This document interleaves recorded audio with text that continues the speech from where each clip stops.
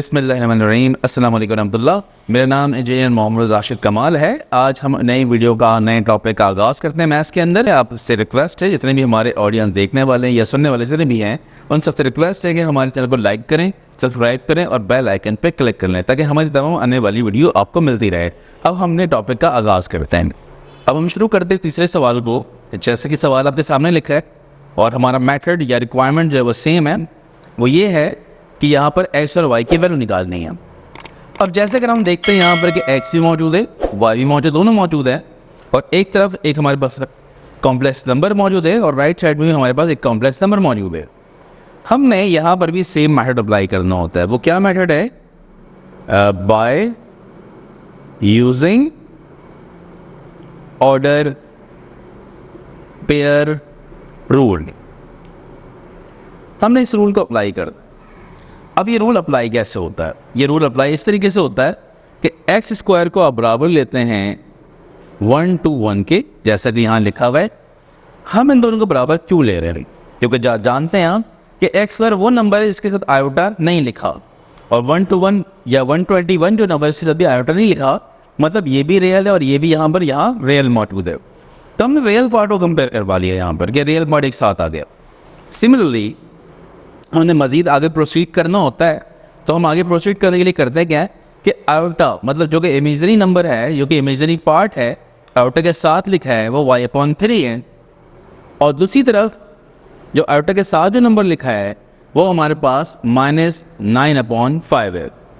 यहाँ आपने इस बात का ख्याल रखना होता है कि जो साइन आपके पास इमेजनरी पार्ट के साथ हो या रियल पार्ट के साथ हो, उस साइन के साथ ही आप नंबरों को लिखते हैं। यहाँ पर प्लस हो तो प्लस और माइनस हो तो माइनस। तो हमारा इमेजनरी पार्ट भी यहाँ कंपेयर हो चुका है। अब जरा मज़ीद देखते हैं आगे कि स्क्वायर लिखा है, हमें तो वैल्यू एक्स की निकालनी है, एक्स स्क्वायर की वैल्यू नहीं निकालनी है हमने। तो हमने करना क्या है, इस स्क्वायर को ख़त्म करना है, जिस तरह के हमारे पिछले सवाल के अंदर भी मौजूद था। अब जरा हम इसको देखें, taking root on both side.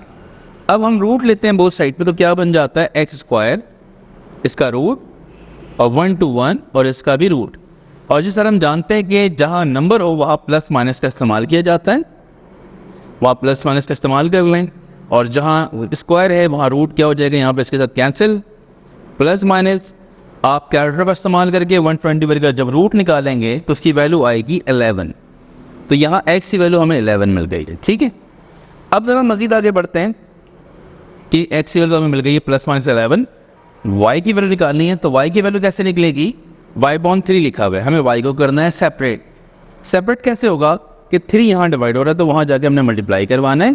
तो ये y रह जाएगा यहाँ पर -9/5 और मल्टीप्लाई बाय 3, क्योंकि 3 यहाँ पर डिवाइड हो रहा था, मुकम्मल जो दी वैल्यू थी, तो वो मुकम्मल वैल्यू से वहाँ जाके मल्टीप्लाई करवा लेंगे।